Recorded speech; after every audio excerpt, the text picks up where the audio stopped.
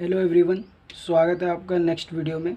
ये next video जो है हमारी जूलॉजी की होने जा रही है, क्योंकि हमने फर्स्ट वीडियो में एंजाइम के बारे में बेसिक चीज़ें पढ़ी थी और लास्ट में हमने वीडियो को ख़त्म किया था कि what is the difference between bio catalyst यानी कि एंजाइम एंड इनऑर्गेनिक कैटलिस्ट। तो आई होप वहाँ तक आप सबको समझ में आ गया होगा। अब हम एंजाइम का नेक्स्ट पार्ट कवर करने जा रहे हैं, जो कि पार्ट 2 के नाम से आएगा। इसमें हम एंजाइम के बारे में पढ़ेंगे कि जो बाकी पॉइंट्स रह गए थे, अगर हो सके तो इसमें ख़त्म करने की कोशिश करूँगा इस पूरे टॉपिक को, पर नहीं हो पाएगा तो एक थर्ड वीडियो भी आ सकती है। तो एंजाइम क्या करता है ना, एंजाइम जो है वो डिक्रीज़ करता है activation energy of a reaction, क्योंकि एंजाइम क्या करता है, रिएक्शन को फास्ट करता है और रिएक्शन को फास्ट कराने के लिए उसमें एक्टिवेशन एनर्जी को डिक्रीज़ करना होता है। अब ये एक्टिवेशन एनर्जी क्या होती है, तो एक्टिवेशन एनर्जी मैंने यहाँ लिखा है कि energy that is must be given to the reactant. अब रिएक्टेंट ही तो आपस में रिएक्ट करके प्रोडक्ट बनाएंगे, इसीलिए लिखा है कि energy must be given reactant so that they can react and form product. जैसे कि ये R1 रिएक्टेंट है और R2 रिएक्टेंट है, आपस में रिएक्ट करेंगे तो इसके लिए जो मिनिमम एनर्जी चाहिए होगी ताकि ये आपस में रिएक्ट करके इस प्रोडक्ट में कन्वर्ट हो सकें, तो इस एनर्जी को कहते हैं एक्टिवेशन एनर्जी। अब एक्टिवेशन एनर्जी को समझने के लिए एक ग्राफ मैंने यहाँ पे बनाया है, जो कि अभी पूरा नहीं किया है, कि एनर्जी अगर एंजाइम नहीं हो तो देखो यहाँ पे मैंने दो चीज़ें दिखा रखी है, ग्राफ है किस किस के बीच में। तो ये वाई एक्सिस पे मैंने पोटेंशियल एनर्जी दिखाई है और एक्स एक्सिस पे हमने progress of reaction, x axis पे यहाँ पे दिखाया है कि प्रोग्रेस ऑफ रिएक्शन किस तरह से हो रहा है। और यहाँ पे देखो E2 is greater than E1। इसका क्या मतलब है कि E2 जो है ग्रेटर देन है E1 से, यानी जो एनर्जी किसकी, प्रोडक्ट की ज़्यादा है एनर्जी ऑफ रिएक्टेंट से। इसीलिए लिखा है कि substrate energy is more than product energy. इस तरह की जो प्रोसेस होती है इसको हम बोलते हैं एक्सोथर्मिक रिएक्शन या एक्सोथर्मिक प्रोसेस भी कह सकते हो। ये जो इस तरह की एनर्जी है जहाँ पे कि सबस्ट्रेट की एनर्जी ज़्यादा होती है प्रोडक्ट से, तो इस रिएक्शन को हम कहते हैं एक्सोथर्मिक रिएक्शन। तो ये जो मैंने शुरू में दिखाया है कि ये देखो E1 क्या है, सबस्ट्रेट की एनर्जी, और E2 क्या है, हमारी प्रोडक्ट की एनर्जी। तो यहाँ पे एक्टिवेशन एनर्जी किस तरह थी, अगर विदाउट एंजाइम देखें तो ये एक्टिवेशन एनर्जी बहुत ज़्यादा है। इसको हम कहते हैं एक्टिवेशन एनर्जी, कि इतनी एनर्जी हमें देनी है ताकि रिएक्टेंट आपस में रिएक्ट करके प्रोडक्ट बना सकें, तो ये एक्टिवेशन एनर्जी है। अब यहाँ पे प्रोडक्ट बन गया, यहाँ तक समझ आ गया होगा। अब मैं क्या करता हूँ कि अगर एंजाइम को अप्लाई करूँ तो क्या होगा, देखो जब मैंने एंजाइम डाला तो एक्टिवेशन एनर्जी को कम कर दिया, यानी अब एनर्जी जो है इतनी ज़्यादा नहीं लग रही है। ये एक्टिवेशन एनर्जी सेकंड केस में है, ठीक है। तो ये एक्टिवेशन एनर्जी विदाउट एंजाइम, ये वाली विदाउट एंजाइम थी और ये वाली एक्टिवेशन एनर्जी विद एंजाइम है। ये कैसी है, विद एंजाइम। तो यहाँ पे हमें देखो एक्टिवेशन एनर्जी कम ज़रूरत पड़ रही है, मतलब एनर्जी कम देनी पड़ रही है, तो ये रिएक्शन फास्ट नहीं हो जाएगी। क्योंकि आप खुद ही सोचो, एक जगह पे आपको रिएक्शन कराने के लिए बहुत सी एनर्जी देनी पड़ रही है, तब जाके रिएक्टेंट आपस में रिएक्ट कर रहे हैं, और एक जगह आपको कम एनर्जी देनी पड़ रही है, यानी फटाक से जो है रिएक्टेंट कन्वर्ट हो जा रहे हैं प्रोडक्ट में। तो ये देखो ना, एक्टिवेशन एनर्जी क्या होती है, मिनिमम अमाउंट ऑफ या energy must be given reactant so that reaction can occur. तो जैसे केस 1 देखो विदाउट एंजाइम में, इसका एग्जांपल से समझते हैं, वैल्यू के संग अच्छे से समझ में आएगा। कि केस 1 में देखो 1000 जूल मानो आपको किसी रिएक्शन को कराने के लिए एनर्जी देनी पड़ रही है जब आपके पास एंजाइम नहीं है। और जब आपने एंजाइम अप्लाई किया तो क्या हुआ, देखो केस 2 में, ये ऊपर वाला केस 1 ले मान लो और इसको केस 2 मान लो। तो केस 2 में क्या हो रहा है कि केस 2 में आपने जब एंजाइम अप्लाई किया तो आपको सिर्फ 1 जूल देनी पड़ रही है, जो कि कंटिन्यूस देनी पड़ेगी। तो अब देखो किस में फ़ायदा है, विदाउट एंजाइम में फ़ायदा है कि विद एंजाइम में, विद एंजाइम में। क्यों, क्योंकि इतनी एनर्जी तो आप कहीं से भी सोर्स से ला सकते हो, पर इतनी एनर्जी लाने के लिए आपको खर्चा ज़्यादा पड़ जाएगा। इसीलिए जो है एंजाइम किसको डिक्रीज़ करता है, एक्टिवेशन एनर्जी को, so that reaction can fast हो सके। फिर एंजाइम का नेक्स्ट पोर्शन है कि एंजाइम जो है इंक्रीज़ करता है रेट ऑफ रिएक्शन, जो डिक्रीज़ करके एक्टिवेशन एनर्जी, ये तो मैंने बता दिया। फिर नेक्स्ट पॉइंट है कि the substrate bind to the active site of enzyme forming the enzyme substrate complex, जो कि मैंने आपको कल बताया था कि एंजाइम से जो है सबस्ट्रेट बाइंड करता है, क्योंकि जो रिएक्शन होती है वो एंजाइम सबस्ट्रेट कॉम्प्लेक्स के थ्रू होती है। In the active site substrate gets converted into transient state structure, जो कल मैं आपको दिखा रहा था। देखो मैं इसको फोटो से बताता हूँ, ये थ्योरी तो आपको मैंने कल बता दी थी कि ये जो है हमारा एंजाइम है, ये उसकी एक्टिव साइट है, इस पे जो है सबस्ट्रेट आके बाइंड करेगा। मान लो ये वाला सबस्ट्रेट इस पे आके बाइंड करेगा। अब ये क्या करेगा कि एंजाइम सबस्ट्रेट कॉम्प्लेक्स बनाएगा बाद में, कि ये एंजाइम के सरफेस में ये सबस्ट्रेट आके जुड़ गया, तो ये वाला जो होता है ये एंजाइम सबस्ट्रेट कॉम्प्लेक्स होता है, जिसको मैंने ES बोला, लिख दिया। ES क्या है? Enzyme substrate complex. अब इसमें ये ट्रांजिएंटली जुड़ा है, मतलब ट्रांजिएंटली का मतलब क्या हुआ कि कुछ ही समय के बाद तुरंत क्या करेगा, ये एक ट्रांजिशन स्टेट जो है बहुत छोटी स्टेज होती है, जो सेकंड से लेकर मिनट तक वेरी कर सकती है। अब यह होगा इसमें कि ये सबस्ट्रेट आपस में रिएक्ट करके प्रोडक्ट बनाएंगे P1 P2। तो ये हो गया हमारा यहाँ पे P1 P2। तो मैंने थ्योरी बोल दी थी, in which active site substrate gets converted into transient structure, जिसको which is transient phenomena. There could be more altered structure starts या states between stable substrate and product. मतलब इस लाइन का मतलब ये है कि बहुत सारे ऑल्टर्ड स्ट्रक्चर बन सकते हैं। ये ऐसा नहीं है कि सिर्फ एक ही ट्रांजिशन फेज आए, बहुत सारी ट्रांजिशन फेज भी आ सकती हैं। These altered structure states very unstable. जो ये जो ऑल्टर्ड स्ट्रक्चर होते हैं ना हमारे ट्रांजिएंट स्ट्रक्चर, ये बहुत ही क्या कहते हैं, अनस्टेबल होते हैं। तो यहाँ तक आपको समझ आ गया होगा।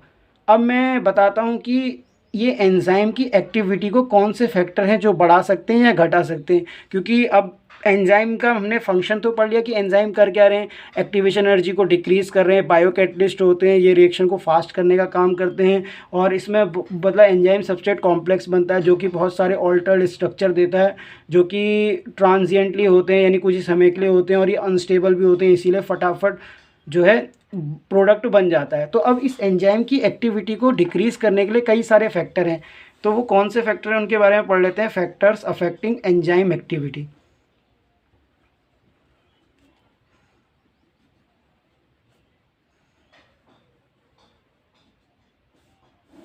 अब वो कौन से फैक्टर है? सबसे पहला फैक्टर है टेम्परेचर। मैंने आपको कल बताया था कि टेम्परेचर का बहुत रोल है एंजाइम के लिए, क्योंकि एंजाइम जो है एक पर्टिकुलर टेम्परेचर की रेंज पे ही काम करते हैं। तो टेम्परेचर के संग इसका जो ग्राफ होता है ना, वो होता है बेल शेप्ड। अब बेल शेप्ड मतलब घंटी के समान। तो मैं आपको दिखाता हूँ कि जैसे ये टेम्परेचर के संग ग्राफ बना रहा हूँ मैं। यहाँ पे मैंने लिख दिया टेम्परेचर ना, यहाँ पे एक्टिविटी, कि एंजाइम की एक्टिविटी क्या है वाई एक्सिस पे, और एक्स एक्सिस पे मैं टेम्परेचर लिख रहा हूँ। और ये मैं किसके रिस्पेक्ट में बना रहा हूँ? ह्यूमन के रिस्पेक्ट में। इसका ऐसा ग्राफ आता है बेल शेप्ड। इसका क्या मतलब है कि जो ये 37 डिग्री सेंटीग्रेड, ह्यूमन का जो टेम्परेचर कांस्टेंट होता है शरीर का, वो 37 डिग्री सेंटीग्रेड होता है। यहाँ पे एंजाइम देखो मैक्सिमम एक्टिविटी शो कर रहा है, क्योंकि इस तरह पे ग्राफ की पीक आ रही है। तो ये कैसा है? मैक्सिमम एक्टिविटी का पोर्शन हो गया। और 4 डिग्री सेंटीग्रेड, ये 4 डिग्री सेंटीग्रेड है, और ये जो है अबव हो सकता है, मतलब ये वाला जो है कांस्टेंट है 37 से 40 डिग्री सेंटीग्रेड, और ये कम से कम 60 डिग्री या उससे ऊपर आप जितना ले लो। तो स्टार्टिंग में आप देखो जब टेम्परेचर को आप धीरे धीरे बढ़ा रहे हो, क्योंकि मनुष्य के सारे एंजाइम लगभग 37 से 40 डिग्री सेंटीग्रेड की रेंज तक काम कर रहे हैं। तो जैसे 4 डिग्री सेंटीग्रेड से आप बढ़ा रहे हो टेम्परेचर, तो एंजाइम जो है अपनी एक्टिविटी इंक्रीज़ कर रहा है। और ये जो है ऑप्टिमम पीएच होगा, या ऑप्टिमम पीएच नहीं, सॉरी, ऑप्टिमम टेम्परेचर है, जहाँ पे ऑप्टिमम टेम्परेचर की डेफिनेशन क्या होती है? Temperature at which enzyme has maximum activity. ये देखो ये मैक्सिमम एक्टिविटी है ना। और इधर पे जैसे जैसे आप टेम्परेचर बढ़ा रहे हो, तो ऑप्टिमम टेम्परेचर पे एंजाइम जो है मैक्सिमम एक्टिविटी शो कर रहा है। पर आप देखो जैसे जैसे आप टेम्परेचर को फिर बढ़ाते जाओगे फर्दर, तो एंजाइम जो है अपनी एक्टिविटी को घटाते जाएगा। क्यों? क्योंकि टेम्परेचर हाई होता गया, और हाई टेम्परेचर पे क्या होता है? एंजाइम इनएक्टिव होने लगते हैं या काम करना बंद कर देते हैं। और सेम केस यहाँ पे अगर आप टेम्परेचर को डिक्रीज़ करते जा रहे हो, तो देखो 4 डिग्री सेंटीग्रेड पर टेम्परेचर की मतलब क्या एंजाइम की एक्टिविटी बहुत कम हो गई। तो मैं पॉइंट बोल देता हूँ आपको कि at 4 degree centigrade enzyme remain inactive, hence activity is minimum. और ऑप्टिमम टेम्परेचर की क्या परिभाषा बताई थी? कि temperature at which enzyme has maximum activity. अब इसमें एक पॉइंट और आता है कि ये Q10 क्या है? Q10 क्या होता है ना, ये 2 से 3 तक इसकी रेंज होती है। तो इसकी डेफिनेशन क्या है? For every 10 degree Celsius rise in temperature. मतलब जब भी 10 डिग्री सेंटीग्रेड टेम्परेचर को बढ़ाओगे, ठीक है, तो राइज करोगे टेम्परेचर को, तो क्या होगा? फ्रॉम कहाँ से स्टार्ट होगा? कोई एक पॉइंट भी तो होगा। From 4 degree centigrade to optimal pH, और ये ऑप्टिमल वैल्यू पीएच, सॉरी फिर से पीएच बोल दिया, ऑप्टिमल वैल्यू ऑफ टेम्परेचर कहाँ तक होती है? ये होती है 37 डिग्री सेंटीग्रेड तक। तो the rate of reaction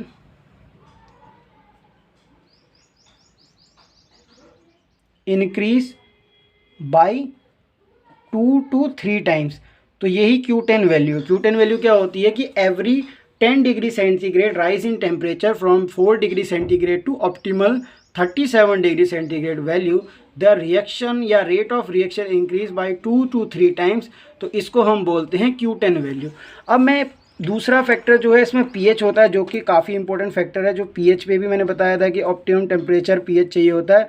pH के संग भी जो ग्राफ बनता है ना, वो भी बेल शेप्ड बनता है। ये भी कैसा होता है? बेल शेप्ड होता है।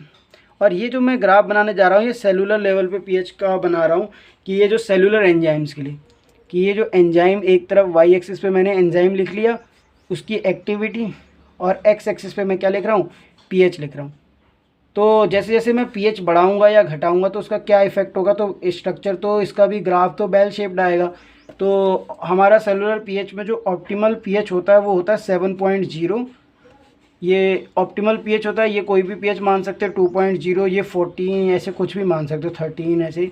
तो मैं क्या बताना चाह रहा हूँ कि ऑप्टिमल पीएच क्या होगा? वो पीएच जहाँ पे एंजाइम जो है मैक्सिमम एक्टिविटी शो करेगा।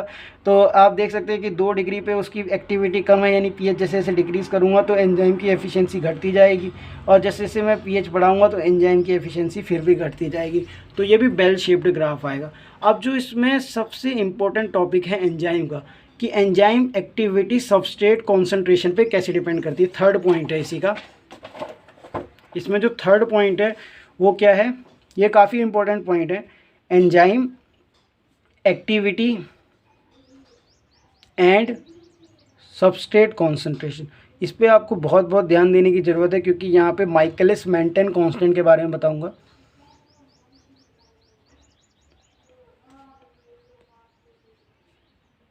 तो ये क्या है?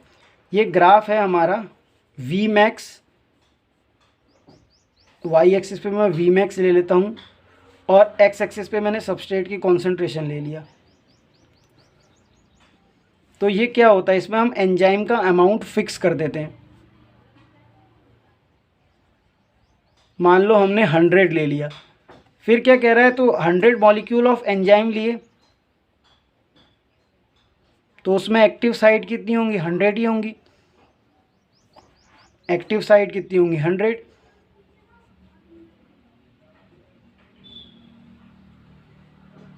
तो ऐसे क्या हो, इसका ग्राफ कुछ इस तरह का बनता है,